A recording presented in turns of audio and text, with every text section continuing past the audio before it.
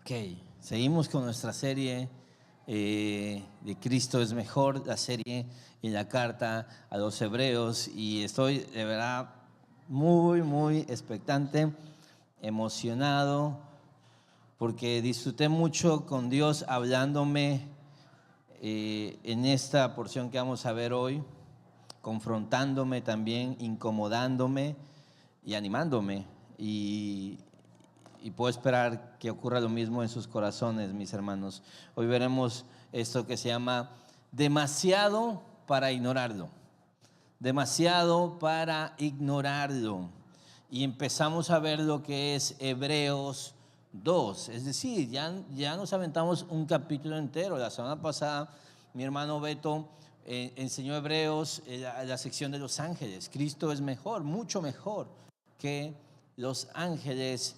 Y eso, todo ese capítulo 1 nos lleva al inicio de este capítulo 2. Así que nos ponemos de pie para leer el texto bíblico, leer juntos la porción que es Hebreos 2, del 1 al 4. Está ahí en pantalla, leamos, me hago a un lado para que puedan ver. Dice así la palabra del Señor: por tanto, debemos prestar mucha mayor atención a lo que hemos oído, no sea que nos desviemos. Porque si la palabra hablada por medio de ángeles resultó ser inmutable, y toda transgresión y desobediencia recibió una justa retribución, ¿cómo escaparemos nosotros si descuidamos una salvación tan grande? La cual, después de que fue anunciada primeramente por medio del Señor, nos fue confirmada por los que la oyeron. Dios testificó junto con ellos, tanto por señales como por prodigios, y por diversos milagros y por dones repartidos del Espíritu Santo, según su propia voluntad. Oremos. Señor, solo tú puedes hacer que el Evangelio resplandezca, se vea glorioso, se vea tan hermoso, se vea más grande de lo que incluso nosotros pensamos que es. Dios, solo tú puedes quitar todo aquello, todo paradigma, toda idea que hace que menospreciemos este mensaje, esta verdad, esta salvación, Señor. Así que permítenos verte, muéstranos, revélate a nosotros como lo grandioso que eres, para que eso de verdad modifique todo lo que hacemos y pensamos, Señor. Te lo pedimos en el nombre de Jesús. Amén. Pueden sentarse, familia. Hay ciertas decisiones que trascienden y que afectan cómo el mundo va cambiando, y a veces ese cambio o esa dirección que toma el mundo responde a cosas que son más comunes de lo que creemos.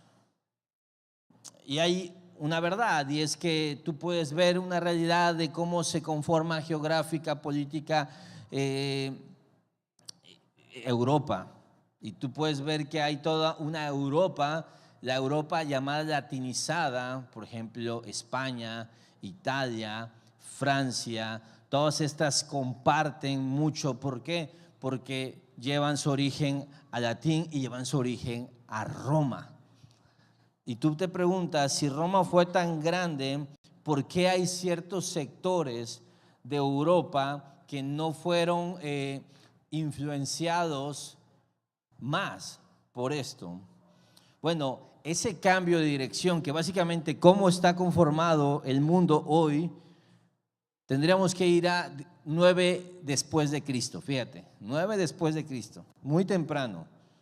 Augusto sigue en el poder en Roma, y Roma está expandiéndose. No están explorando, están expandiéndose. Ya habían conquistado lo que es la Galia, ya habían conquistado Hispania, por ejemplo, básicamente Francia, Italia, España, todo eso ya era, y mucho más. Pero había un lugar al que tenían que ir, que era Germania. Y entonces están en eso, básicamente están administrando, tomando decisiones, porque ellos gobiernan sobre todo. Entonces mandan para esta conquista administrativa, así le llamaban, básicamente era nada más tenemos que tomar posesión, a 3 legiones. Una legión eran aproximadamente 5,000 hombres repartidos en centurias, cohortes, había toda una forma ahí que funcionaba esto. Y era la maquinaria militar más avanzada del mundo. Era increíble lo que hacía esta gente, de verdad. Por eso me encanta leer un poco sobre esto, porque es fascinante todas las estrategias, cómo ellos hacían. Y entonces hay un general que se llama Quintilio Varo. Varo le decían básicamente, ¿sí? Y entonces le dan 3 legiones y tienen que ir a Germania. Bueno, hay otro personaje que entra en escena, que es un aliado de Roma. Te estoy contando básicamente un chisme de hace 2000 años, que se llama Arminio. Arminio es un cuate con ciudadanía romana, pero que pertenece a Germania, que él los está ayudando y él les da la estrategia. Hay otro compa que se llama Segestes, y Segestes descubre algo, empieza a llegar información de que Arminio es un traidor. Entonces Segestes va con Varo y le dice: oye, nos están haciendo un 4, están planeando una emboscada, hay información suficiente que no debería ser ignorada. De verdad, tómatelo en serio, Varo. Es más, ya tengo gente lista y tengo todo listo para traerte ahora mismo encadenado a Arminio. Y Varo dijo: relax, cálmate, somos Roma, no te lo tomes tan en serio. Aun si así fuera, ¿qué cambiaría? Voy con 3 legiones. E ignora, tiene a poco la advertencia. Y entonces, bueno, tú ya te debes imaginar qué pasó, ¿no? Van al bosque, continúa la marcha Varo y entra en un bosque que es el bosque de Teutoburgo, que era un bosque fangoso, un bosque lleno de árboles, pantanoso. Y una de las máximas, el máximo poder de estas legiones era cómo formaban y cómo marchaban, y se tiene que romper eso. Entonces básicamente los estaban esperando y durante días y días y días estuvieron masacrando a las legiones de Roma, y Roma perdió 3 legiones por la estupidez de un hombre que confiadamente tuvo a poco una advertencia, que no se lo tomó tan en serio, y fue una de las grandes derrotas. Fue tan grande su derrota que Roma nunca más quiso avanzar ya y se quedó hasta ahí. Alemania no tiene sus orígenes en el latín, gracias a eso. Y fue una de las grandes derrotas, una de las grandes vergüenzas. La historia romana dice que Augusto decía: devuélveme mis legiones. Varo se suicidó, si no se suicidaba lo iban a matar de peor manera. Y un proyecto imperial se cayó a pedazos. ¿Por qué? Porque una advertencia fue ignorada. ¿Y por qué te cuento esto? Mira, cuando lo que está en juego es grande, es importante, deberíamos tomarnos de las cosas en serio. Esto que le pasó a este cuate es más común de lo que parece, pero a veces sus implicaciones son tan destructivas que no es un error que genera un problemita, sino que genera vidas, que genera destrucción, que genera caídas de imperios. Te decía que el título es demasiado para ignorarlo. Estamos ante la cosa más importante que puede existir, que es Cristo y el Evangelio. Y el corazón del sermón es esto: Cristo es demasiado grande para ser tratado con ligereza. Por eso debemos prestarle atención con seriedad, porque cuando dejamos de hacerlo, el corazón comienza a alejarse. Y ahorita te va a quedar claro por qué te cuento esta historia, porque este es el corazón Y empecemos con el punto 1, que es presta atención.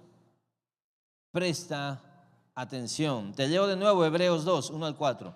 Por tanto, debemos prestar mucha mayor atención a lo que hemos oído, no sea que nos desviemos. Por tanto, dice. Es decir, es una conclusión lógica a la que el autor está llegando después de algo que se ha dicho. ¿Y dónde está eso? Mira, el capítulo 1 nos llevó a contemplar quién es el Hijo. Estuvimos hablando sobre quién es Jesús. Jesús, heredero de todo, resplandor de la gloria divina, Señor entronizado, mayor que los ángeles. Cristo es supremo. Es el resplandor de la gloria de Dios, veíamos. Es Dios mismo. Y el autor dice, por tanto. ¿Cuál es el punto? Que una visión elevada de Cristo tiene consecuencias prácticas. Se debe de ver, se debe de notar. Lo que creemos acerca de Él afecta cómo vivimos delante de Él.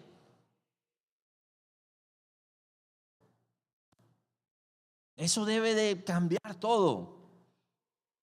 Que dice, debemos prestar, el texto, mucha mayor atención. Debemos prestar mucha mayor atención. Mira, la palabra griega que se usa para prestar atención es esto: sostener la mente, prestar atención a, tener cautela por, aplicarse uno mismo a, adherirse. Son esas veces que tú estás así como, a ver, necesito concentrarme, necesito tomar, no puedo distraerme. ¿Has visto estas personas que manejan así? Como que llegan con dolor de cuello, de migraña, lumbalgia, todos los dolores del mundo, pero están nerviosos todo el tiempo. Yo no soy de esas personas, pero la semana pasada fui a oficiar una boda en Puebla, y Puebla es enorme, ¿sabes? Y resulta que el GPS tenía como un delay, o sea, estaba como bien lento. Y entonces en Puebla básicamente avanzas, y si vas a doblar, te dice dobla a la derecha, pero a la derecha hay una entrada aquí, como por 3 grados se mueven, hay como 5 salidas. Está muy complicado. Entonces trayectos que eran de 10 minutos nos aventamos en media hora, porque todo el tiempo nos estábamos metiendo. Gracias a Dios mi esposa es amorosa, paciente, y yo soy una persona bastante relajada y no nos peleamos. Pero la clásica, ¿no? Era aquí. Bueno, era aquí, era allá, más bien, ya me pasé. Y puedes poner la imagen de recalculando, porque básicamente, ¿has visto eso? Empieza a recalcular. Y Yanura me decía, párate. Es decir, que me ahorillara. Y yo no, yo así como, ahorita se va a poner. Cuando se ponía, yo ya me había pasado. Y bueno, era un cuento de nunca acabar. ¿Y qué es lo que estaba haciendo? ¿Qué haces? Apagas la música. No me hables ahora, necesito poner atención. Porque un error, básicamente, yo ya había llegado a Tlaxcala prácticamente. Y ahora sí por el anterior, porque mira, dice, mucha mayor atención, no sea que nos desviemos. La palabra griega que usa para desviarse describe algo que se desplaza lentamente, como un barco que pierde ancla. Cuando dice desviemos, es un desvío lento y progresivo que es suficiente como para que a lo largo del tiempo termines perdido. Es como, has ido a la playa y hay gente que hace como el muertito, ¿sí? Como flotando. Compa, si cierras los ojos pensando que estás, no sé, en un lago, si cierras los ojos y estás 5 minutos así, acabas en una plataforma o en Florida, porque la corriente te va a arrastrar.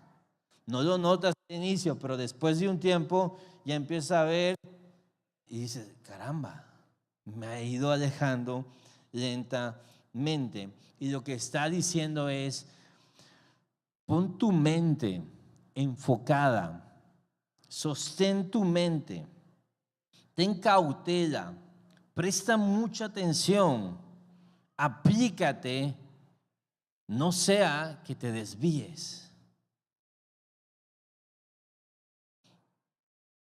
¿Cuál es el punto? Que si no prestamos atención a lo grandioso que es Cristo, podríamos desviarnos y perdernos. Y esta es la realidad, que muchos aquí no es que niegan a Cristo, simplemente lo han reducido. Hebreos no es una carta para no creyentes, para ateos, no es eso. Es gente que conocía de Jesús, pero lo estaba considerando como algo pequeño, no tan importante. Es importante, pero no es lo más importante. Es valioso, pero no te urge. Es verdad, pero no determina decisiones concretas. Y te voy a decir algo, cuando algo pierde asombro, pierde prioridad. Cuando algo pierde asombro, pierde prioridad. Funciona en la vida. Yo tengo un problema, mi esposa sí es así como ultra navideña, entonces los niños hacen su cartita. Saben a quién se la hacen, bueno, pero hacen su cartita. Y a mí me genera conflicto porque yo sé que les voy a comprar un regalo que les gusta en esos 5 minutos que escribieron su cartita, pero 5 minutos después ya no podría importarles en absoluto. Entonces a mis hijos, bueno, les compramos una pista así gigante de un mono, fascinante. Yo disfruté armando la pista, ¿no? Y les encantó, estaban así de wow. Sí sabes dónde está esa pista ahora, ¿verdad? Al día siguiente no la pelan, no les importa. Me da unas ganas a veces de agarrar esa pista y tirarla a la basura. Pero te voy a decir algo, pasa siempre con los niños, pasa con nosotros. Lo que nos emociona en ese momento, lo que tiene nuestra atención en ese momento. Y pasamos de una cosa a otra. Ahora con las redes sociales también pasamos de una cosa a otra, caramba. Casi cada semana podemos tener un estado distinto y a veces somos pro esto, somos filósofos, somos expertos en fútbol americano, pronto seremos expertos en fútbol, en ciencias políticas, en geopolítica, en socialismo, en capitalismo. Cada semana vamos a cambiar de eso porque estamos todo el tiempo y entonces ese es nuestro problema. Algo deja de gustarnos, deja de apasionarnos, deja de importarnos y ya no le damos tanta importancia. Pasa con los niños y pasa con nosotros, ¿eh? Un deporte, un gusto que tenemos y es terrible porque andamos ahí, no logramos consolidarnos en algo. Lo que te quiero decir es esto, que el corazón no se enfría de golpe. Si tú no estás dirigiendo tu atención hacia Cristo, algo más la está dirigiendo. Y eso que ocupa tu mente terminará moldeando tu corazón. Y nos pasa todo el tiempo. Sabes, hoy puedes estar apasionado por Cristo. Y el tema, y quiero decirte esto, lo que yo te diga ahora que podría apartarte de Cristo, tú no lo vas a notar, ¿eh? Porque hoy no te está apartando de Cristo, ni la próxima semana. Pero si eso se sostiene durante un largo tiempo, tarde o temprano habrás modificado la forma en la que ves y entiendes el mundo. Y eso nos va a pasar. ¿Sabes qué? Todos tenemos momentos. De repente, si lees, estás clavado en una lectura y tú dices, wow, es fascinante esto que estoy leyendo. Está bien. O una serie, ¿sí?, que te tiene ahí absorto y quieres y maratoneas esa serie y no quieres apartarte de esa serie, está bien. El problema es que si eso se vuelve tu vida, tarde o temprano se va a notar. Como por ejemplo, se nota el impacto de la inteligencia artificial en nuestras vidas. Yo tengo una relación súper tóxica con la inteligencia artificial. Mi esposa ayer me dijo, se me acercó en la noche y me dice, Adrián, si se revelara la inteligencia artificial, creo que tú serías el primero al que vendrían a matarme, dice, los robots. Porque la odio básicamente, pero la uso, ¿sí? ¿Y por qué? Porque no nos damos cuenta, pero básicamente la inteligencia artificial ya modificó la forma en que hablamos. en que leemos, en que entendemos el mundo. Tú ves todo en Instagram, todo en Facebook, y es así como, yo lo veo y digo, escribe algo tú, hijo. Ya todos lo hacemos con inteligencia artificial. Yo soy parte de eso, yo la uso. Pero ese lenguaje, esa forma, las imágenes, ya no sabemos qué imagen es real. ¿No te ha pasado que antes te burlas de tu abuelita que pensaba que había gatitos que hablaban y ahora tú ya también te confundes, mijo? Ya te quedaste viejito también, ya te confundes. Pero te voy a decir algo, aunque parezca inocente, sí está afectando la forma en que entendemos el mundo. La forma de ver esto es, ¿tú te imaginas no teniendo WhatsApp? Y tú escuchas de alguien que diga, no tiene celular. Tú dices, para ti es como que entonces vive en la montaña, es menonita o qué caramba. Escúchame, yo la secundaria y la prepa no tuve teléfono. Todavía soy de esa generación. Sé que me veo muy joven, pero no soy tan joven. No tuve teléfono y así funcionaba la vida. Pero ahora ya no funciona así. ¿Por qué? Porque vamos acondicionándonos. Y a lo mejor esta foto te representa en las noches o en las mañanas. ¿Sí? En las mañanas. ¿Y tú crees que no te va a afectar? ¿De verdad crees que no te va a afectar? Mira, el usuario, esto es del 2016, imagínate qué viejito es esta noticia. Pero en 2016 se dijo que el usuario promedio de iPhone toca su teléfono 2.617 veces al día. Y no tenías TikTok. Eso es una barbaridad. Es más, dice el mismo estudio que en algunos millennials eso se duplica al doble, 5.000 al día. Pero el salmista dice, siempre tengo presente al Señor. ¿Tú crees que hay diferencia entre una forma de vivir y la otra? Dice John Norbert, ¿cómo sería mi vida, dice él, si Dios tocara mi mente con la misma frecuencia con la que yo toco mi teléfono?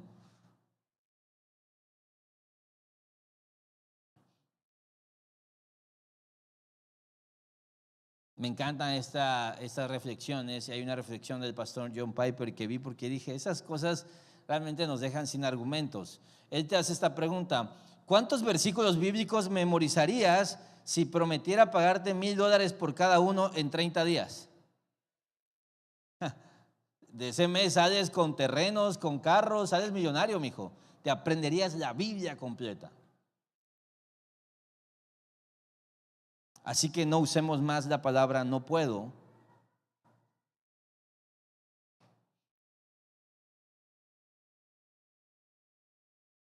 La gran pregunta es, ¿de verdad crees que no afecta aquello a lo que dedicas tu atención?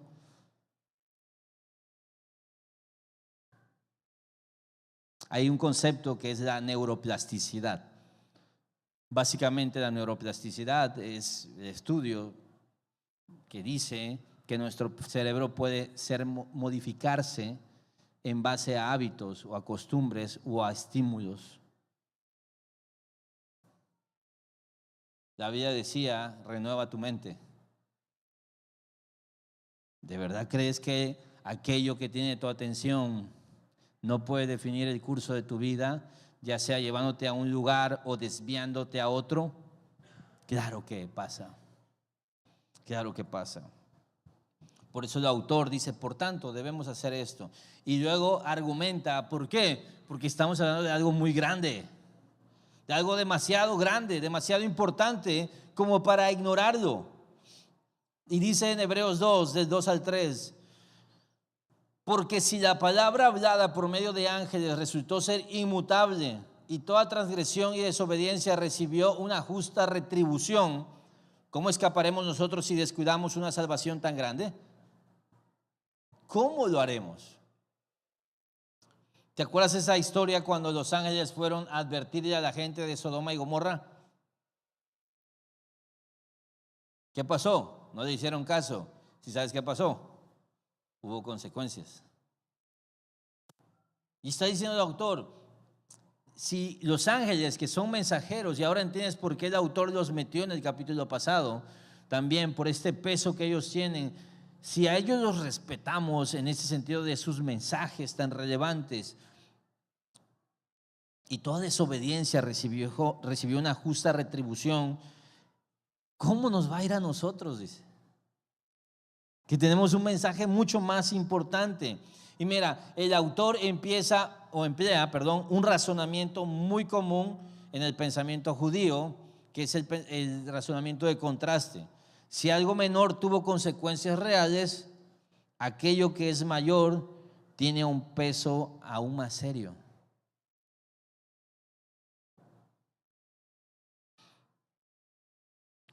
¿De qué está hablando? Mira, la palabra hablada, dice, la palabra hablada por medio de ángeles. ¿Sabes qué es esta palabra hablada? ¿De qué está hablando ahí? De la ley mosaica. Y te voy a decir, antes de yo meterme a estudiar para esta carta, honestamente no había puesto atención que la ley de Moisés, las tablas, fueron dadas por ángeles. Es lo que dice Gálatas, es lo que dice Hechos 7, que esta ley fue dada por medio de ángeles. Y el autor de Hebreos dice, ok, ¿te acuerdas de la ley mosaica? Fue dada a través de ángeles. En la tradición judía se entendía que la ley había sido mediada por ángeles. ¿Y hubo consecuencias? Por desobedecer esa ley. Puedes poner la imagen porque tú puedes entender qué cosas pasaron en el desierto.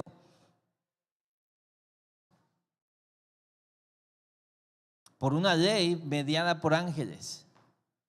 Y el autor dice, si a ellos les fue como les fue, por ignorar y por tener en poco esto, si a Varo y a las legiones romanas les fue como les fue, por haber ignorado esa advertencia, si a Estados Unidos en Pearl Harbor les fue como les fue, por ignorar advertencias que Japón iba a atacarlos,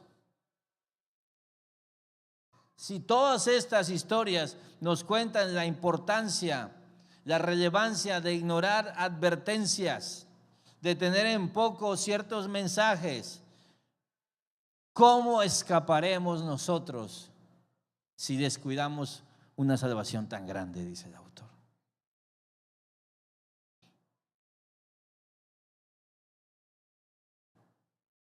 ¿Qué es descuidar? Mira, el verbo implica tratar algo con indiferencia progresiva, algo que se desatiende. La deriva, ¿qué es la deriva? Este barco que se va apartando, que se va alejando. Esa deriva, ese alejamiento que va a modificar todo lo que eres, lo que hoy dices, jamás lo haría, jamás me pasaría esto. Bueno, llegar a ese punto comienza cuando alguien deja de estimar el evangelio como precioso.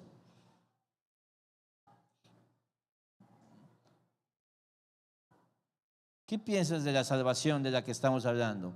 ¿Qué piensas del mensaje de Cristo, del evangelio? Aquí dice el autor, es una salvación tan grande, y mira, te voy a explicar por qué es grande. Es grande por su autor. Fue anunciada por el Señor mismo.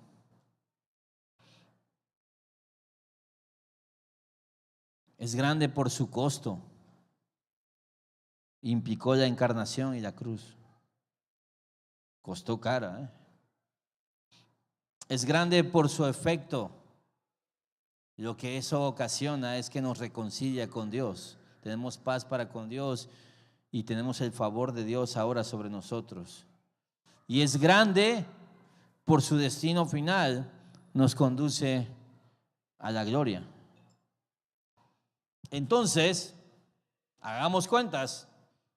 Si esta salvación costó la encarnación, es decir, que Dios se hizo hombre, la humillación, la cruz, la sangre del Hijo Eterno, ¿qué revela de tu corazón cuando la tratas como algo secundario? Como algo que sí está padre, pero tampoco es como para que yo lo ponga en un pedestal, el Evangelio. Ni modo que yo reconfigure mi vida alrededor del Evangelio. No, espérate. Si esta salvación costó lo que costó y es lo que es, y este mensaje es tan grande, ¿qué dice esto de ti? Y te voy a decir cuál es el problema. El problema es que te acostumbraste a lo que debería seguir estremeciéndote. Y de nuevo, esto es para muchos creyentes que pues sí están en la iglesia y Dios, pero das por sentadas las cosas, ¿sabes? Dejas de ser agradecido. Es más, comienzas a quejarte. Puedes poner la imagen, porque esta imagen creo que representa la realidad de muchos. Recuerdo cuando nació Adrián, mi segundo hijo, nuestra hija Keira tenía 1 año y medio.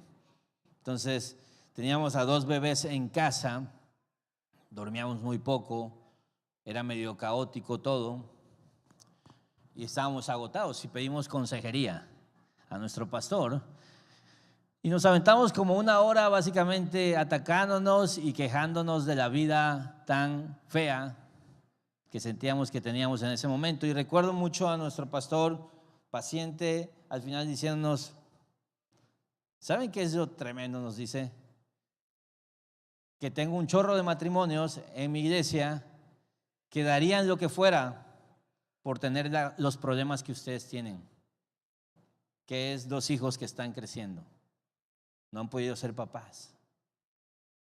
Y yo así cambió mi perspectiva.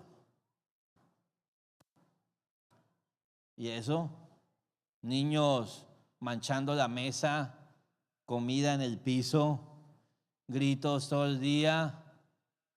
¿Tú crees que esa escena es posible hoy allá en el Medio Oriente, bajo bombardeos? ¿Tú crees que están tranquilos sentados en una mesa? Hemos perdido el asombro por cosas que no son normales siempre, que no son comunes. La rutina se vuelve eso, se vuelve rutina. Deja de impresionarnos y de asombrarnos la gracia que hay en todos estos detalles del amor de Dios. Dejamos de admirar cosas que deberían conmovernos profundamente, que deberían asombrarnos, que deberíamos decir, wow.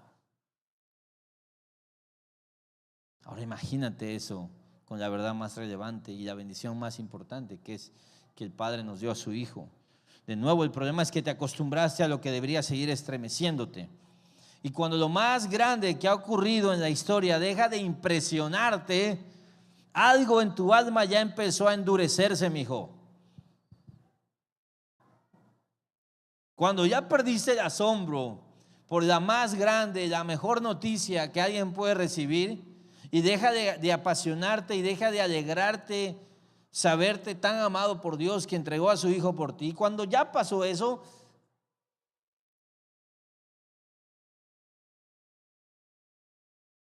entonces si esta salvación es realmente tan grande, no puede ocupar un espacio pequeño en tu vida. De hecho, te voy a decir algo. Muchos confirman que sí puede ocupar un espacio pequeño en tu vida, pero no debería. No debería ocupar un espacio pequeño en tu vida si es tan grande. Porque aparte de que es grande, te voy a decir algo, es una salvación respaldada, confirmada. Hay distintos tipos de personas en el mundo y por ende en la iglesia, sobre todo en Occidente, con cierta formación y cierta espiritualidad. Nuestro acercamiento a la fe puede ser un poco más sencillo. Te voy a decir algo, muchos de ustedes, si les dice, échate un clavado aquí, tú dices, vamos, y te avientas. No viste si está hondo, si está muy bajito, no te importa si está fría el agua. No, tú vas. Hay otros que hacen preguntas. Oye, ¿qué tan hondo está? ¿Hay corriente? ¿Qué tan frío está? ¿Hay animales? hacen más preguntas, cuestionan un poco más. Mira, si tú te has metido al mundo de compra y venta, marketplace, compra y venta de cosas usadas, tarde o temprano te van a estafar, ¿sí? Y aquí te va un consejo práctico. Si está muy barato, es una estafa, ¿sí? Y a mí ya me han estafado 2, 3 veces, porque yo soy de esa gente crédula. Y yo pregunto, oye, ¿y si está bien? ¿Y qué crees que me van a decir? Sí. Y si mi esposa me pregunta, oye, pero ¿cómo sabes que está bien? Mi respuesta es, porque me lo dijo el que me lo vendió. Me pasó hace tiempo con unos AirPods. Yo necesitaba unos AirPods. Y un buen samaritano vendió unos AirPods baratísimos ahí. El canijo, ¿saben qué empezó a hacer? Es un máster. O sea, no me enojé con él porque yo dije, mis respetos. Para ser un desgraciado, eres el mejor que he conocido. Me veo con él y me dice, no, pues, tan baratos, los pruebo, son originales, funcionan. Antes, ¿qué crees que había hecho el canijo? Me había pedido consejería.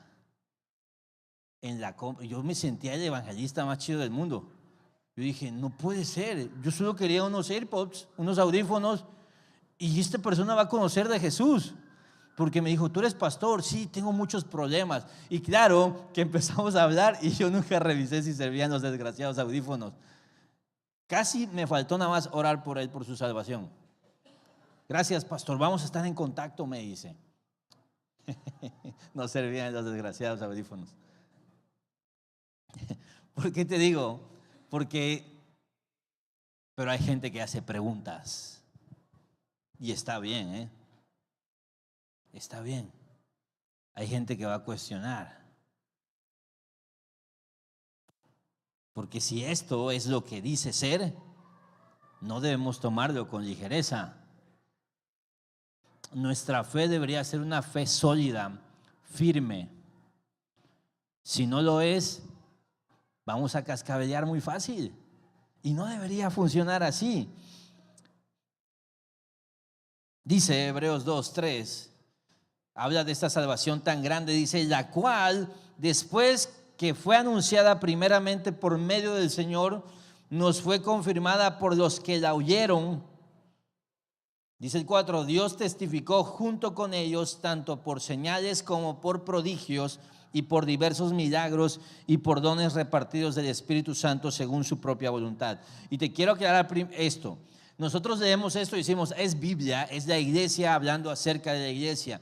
Pero antes no era así. Alguien que tenía la carta de Hebreos está escuchando y está leyendo y está diciendo, mira, ¿por qué esto es verdad? Bueno, esto primero lo dijo Jesús. Pero luego lo confirmaron los que la oyeron. ¿A quiénes? A nosotros. A nosotros. Tú puedes confirmar historias, leyendas que se cuentan de Tabasco y de Villahermosa y confirmar si son leyendas o no son leyendas. La inundación fue real y te dicen, no, mira, el agua llegaba hasta acá. Pero si conoces a alguien que lo vivió, tú dices, órale. Ellos podían confirmar. Por eso el autor se toma el tiempo para decir, mira, esto funcionó así. Hay evidencias y puedes preguntar. Yo tengo un rollo con mis hijos donde los llevo a la escuela cada mañana y ellos disfrutan que los lleve a la escuela porque me piden que les cuente una leyenda. Papá, cuéntanos una leyenda, me dicen, cada mañana. Entonces yo me sabía 2 o 3, te sabes la de La Llorona. Ya después del tercer día tuve que improvisar y empecé a inventar, ¿sí?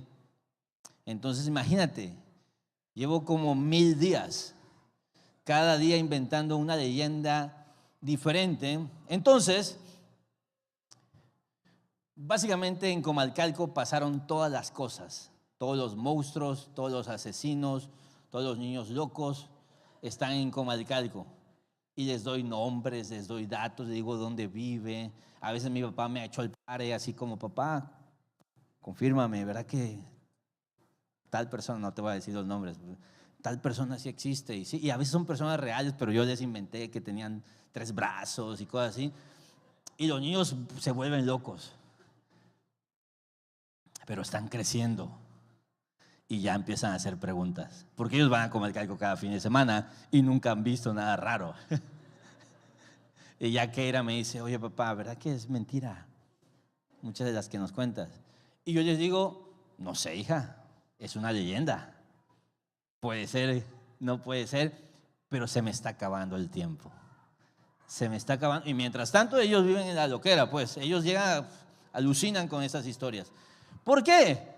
Cuando crezcan pueden confirmar si es verdad o no es verdad, y tendré que tener esa plática con ellos. Hijos, los engañé, pero ¿a poco no se la pasaron chido todas las mañanas? Mira, en la cultura judía no podías hacer esto. Todo tenía que ser confirmado, validado por testigos. Y me encanta que primero lo que hace el autor de Hebreos dice que la palabra fue proclamada o anunciada primeramente por el Señor. Es decir, Jesús no solo realizó la obra del Evangelio, sino que Él la proclamó.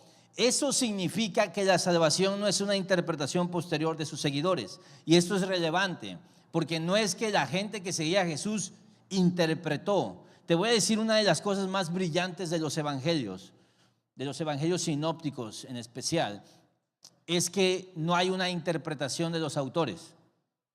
Ellos no te dicen qué significa cada cosa que hizo Jesús. A veces eso es raro porque tú dices, quiero que me lo aclares. Ellos nada más te cuentan las cosas que vieron y que pasaron. No hay una interpretación teológica, una teología creada a partir de eso donde te dicen, esto significa, es decir, no hay mano interpretativa del hombre. Por eso los evangelios son las historias de Jesús. No es lo que sus discípulos pensaban acerca de Jesucristo. Entonces la fe cristiana, hermanos, no nació como una reflexión mística privada, que esas cosas pasan. Todos podemos tener ideas, pero más bien fue transmitida por quienes caminaron con Él, lo vieron, lo escucharon y lo tocaron. Verificable. Le está diciendo el autor a los judíos, mira, si te estoy hablando de que esto es lo más grande que puede haber, es porque tú puedes preguntar, ¿y si pasó lo que dicen que pasó? Y escúchame, si pasó lo que dice la Biblia que pasó, tú deberías considerar seriamente como que esto es lo más relevante del mundo. Hace unos días estaba con un amigo que tenía muchos cuestionamientos y me hacía preguntas y me cuestionaba cosas, pero en buen rollo, ¿no? Así como, oye, pero explícame esto, ¿por qué dice la fe? Y me llevaba a los padres de la iglesia y me llevaba a la historia y me explicaba. Yo decía, ¿qué onda? Me decía, y él me dijo esto, es que si esto es verdad, yo tendría que dedicar mi vida a eso, porque es lo más importante que existe. Lo entendió perfectamente. Si esto es verdad, debería ser lo más relevante de toda tu vida. Hebreos recuerda a su audiencia que el Evangelio no es solo un argumento religioso, tiene raíces históricas. Y esto es importante porque cuando algo se percibe como incierto, se trata con ligereza. Dios entiende que algo tan grande debe ser respaldado y por eso dice el texto que Dios confirmó el mensaje mediante señales, maravillas, diversos milagros y dones del Espíritu Santo. Y mi hermano, puedes creer que pasan muchas cosas o que no pasan tantos, pero de algo podemos estar todos de acuerdo. En la Biblia pasan más cosas. Me refiero a señales, milagros, cosas espectaculares. Te voy a decir, yo siempre cuento esto.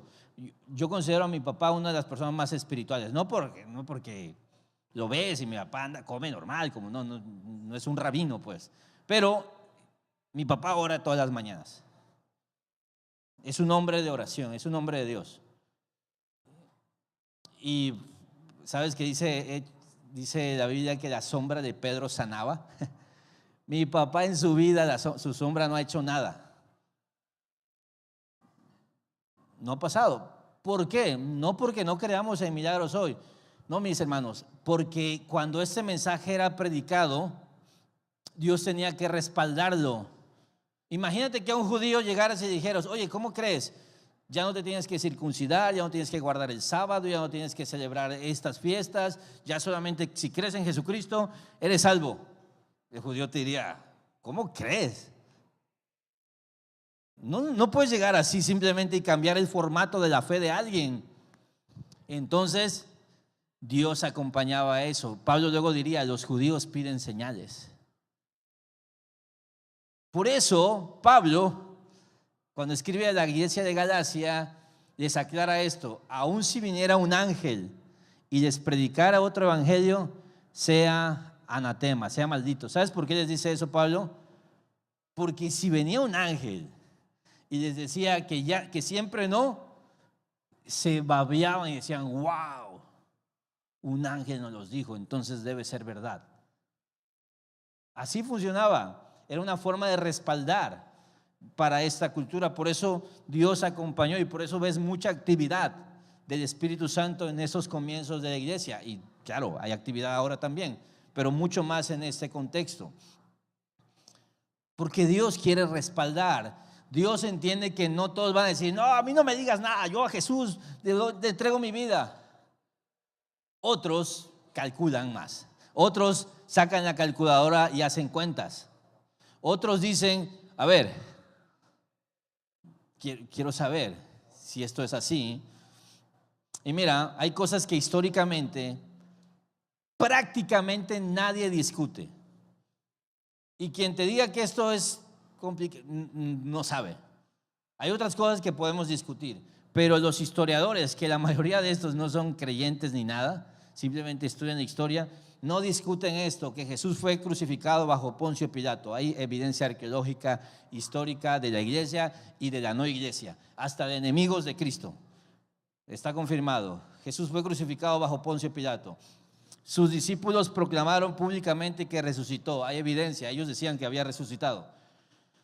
Esa proclamación, ¿dónde comenzó? En Jerusalén, hay evidencia. La iglesia creció rápidamente en medio de la oposición. Por supuesto, hay mucha evidencia de que fue. Nadie discute históricamente esto. El punto crítico no es si existió Jesús. La pregunta real es, ¿qué explica lo que ocurrió después de su muerte? Esa es la discusión, porque pasaron cosas. Y te voy a decir cómo la historia relata las cosas que ocurrieron. Un grupo de judíos del siglo I, si había un grupo monoteísta, es decir, que solo creen en un solo Dios, eran los judíos. Comenzó a incluir a Jesús en el espacio de adoración reservado únicamente a Dios. Había un historiador muy importante que se llama Larry Hurtado. Él llamó a esto la devoción vinitaria temprana. Es decir, que Jesús fue incorporado al culto, a la oración y a la identidad del único Dios de Israel desde el inicio del movimiento cristiano.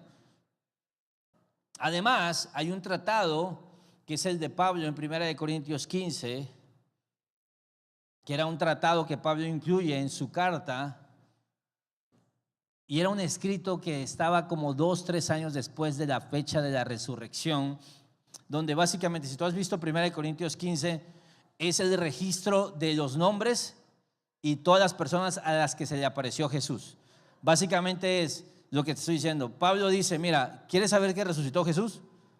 Porque si no resucitó Jesús, somos los más dignos de lástima, dice. Si no resucitó Jesús, o sea, estamos perdiendo el tiempo. Pero resucitó. ¿Cómo puedes saberlo? Básicamente hay nombres. Ve y pregúntale y da el orden que se desapareció Jesús. Finalmente a 500 más.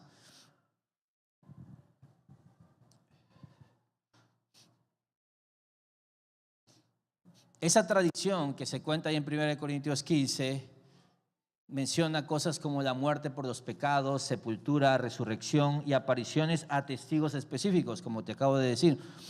No estamos ante una teología que evolucionó lentamente durante siglos, que es una acusación que se hace. Mira, es que esto fue la iglesia que lo dijo.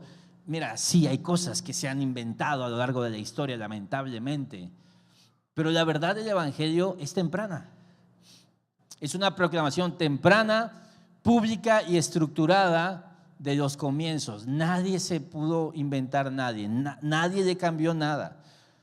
Ahora, hay otra verdad clara, que es que la proclamación comenzó en Jerusalén, donde los hechos podían ser cuestionados. Lo que te acabo de decir de mis hijos.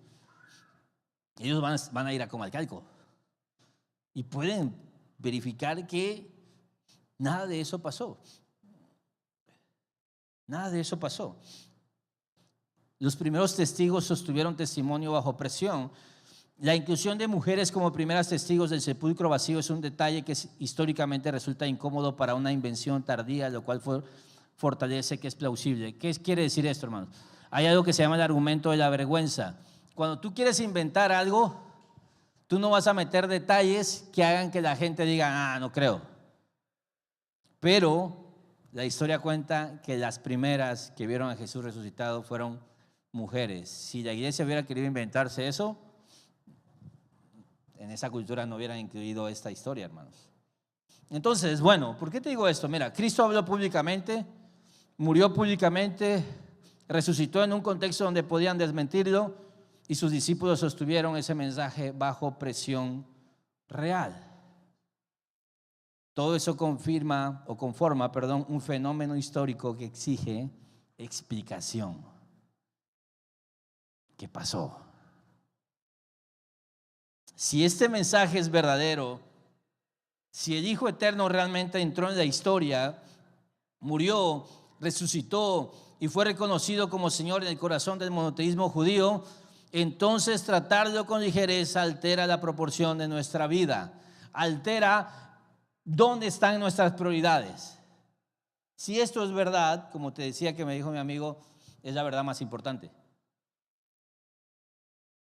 Y si esto ocurrió de verdad, y esta es la pregunta práctica, ¿tu vida refleja que lo tomas con el peso que tiene?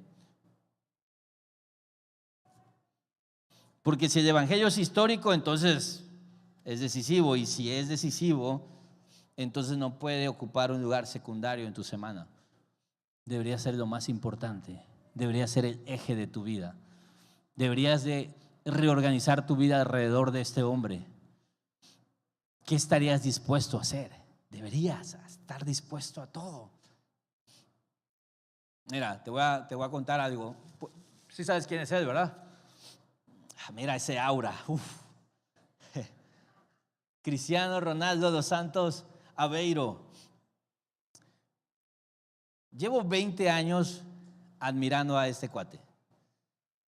Muchos de ustedes lo saben. Y no nada más por cómo juega fútbol, por muchos otros motivos. Para mí es el mejor de la historia. Sé que es discutible, debatible, conforme a tus preferencias, pero básicamente toda mi vida ahí estaba, pues. Viene a México.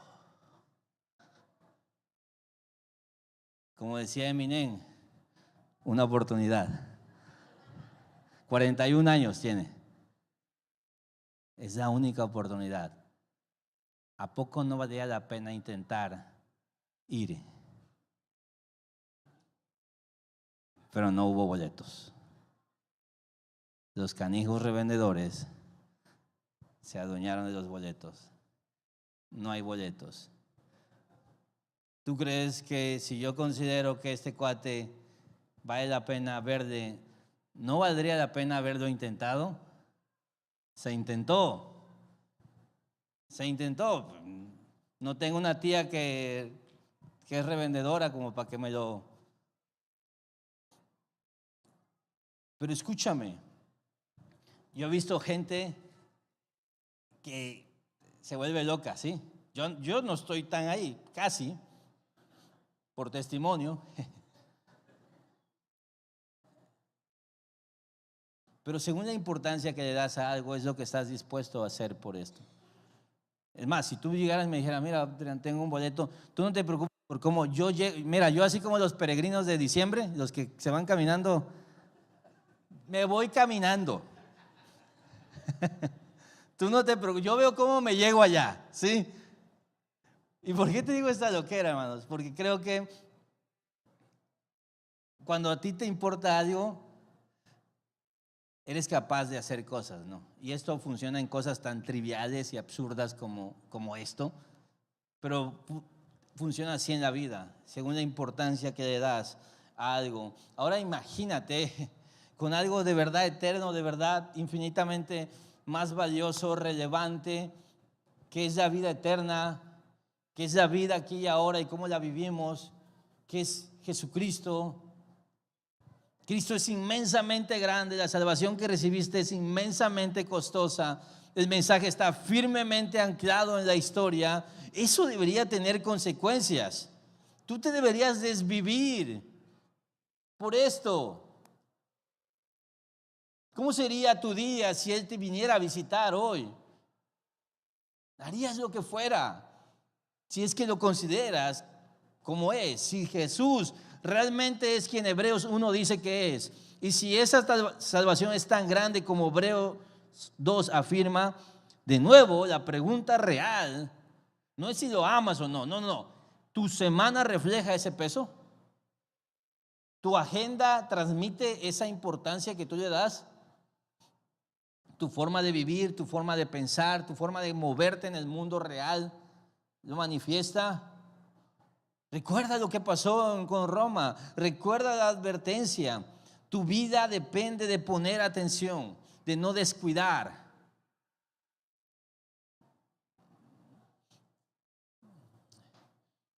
Pido a la banda que pase porque vamos a cerrar. Pero mira, te quiero contar antes de terminar algo que se llama el trilema de Lewis. Si es Lewis, planteó algo, una conclusión, y este filósofo pensador dice esto: Jesús afirmó ser Dios. ¿Estamos de acuerdo?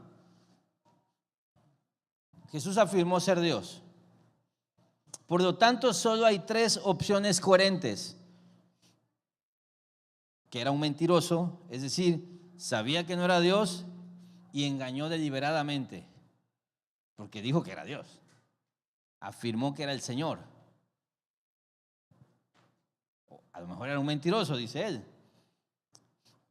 O era un loco, un lunático, que realmente él creía que era Dios, pero estaba completamente fuera de la realidad. Porque de nuevo, él dijo que era el Señor. Él habló constantemente de su divinidad y su conexión con quién era él, con el Padre. Entonces, si Lewis dice, o era un mentiroso, o era un lunático, o era verdad, o es quien dijo ser. Y él concluye después: lo que no puedes permitirte es pensar que es algo menor, porque si es quien dijo ser, es el Señor de todo. No hay medias tintas. La gran pregunta es, ¿quién dices que es Él? La respuesta a esa pregunta debería definir todo lo que tú haces. Porque si Él es el resplandor de la gloria, el heredero del universo, el Rey de Reyes, el Señor de señores, el Hijo de Dios, si Él es todo esto y mucho más, si Él es el camino, la verdad y la vida, si Él es el único mediador entre Dios y los hombres, si Él es el buen pastor, si Él es el agua que al beberla no tendrá sed jamás, si Él es todo esto, debería eso reorganizar la forma en la que vives tu vida. Cristo es demasiado grande para ser tratado con ligereza. Y quizá, mi amigo creyente, cristiano, tú ya no necesitas más información, necesitas más atención. Este mensaje, este evangelio, esta salvación tan grande, no debe ser desatendida, descuidada. Debe ser el centro de nuestra atención. Jesús es demasiado como para ignorarlo. No se me ocurre otra cosa más que pensar en esta imagen. No puedes pasar al lado de esa cruz y decir, esa cruz es relevante los domingos para mí.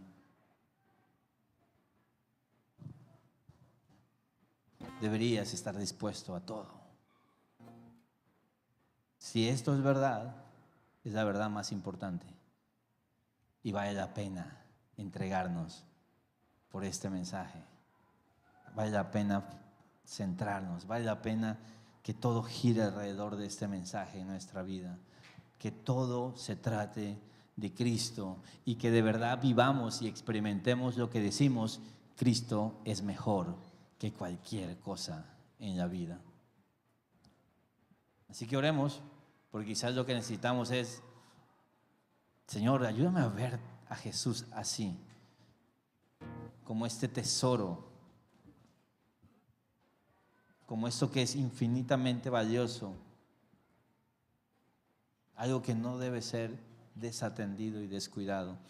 Señor, gracias por tu palabra, tu hermosa palabra, porque, Rey, si es verdad lo que predicamos, y es verdad lo que dice la Biblia, y es verdad lo que enseñamos, y es verdad lo que Hebreos dice acerca de quién es Jesús, y es verdad lo que los apóstoles y profetas confirmaron en la Escritura, que es Jesús. Si eso es verdad, Señor,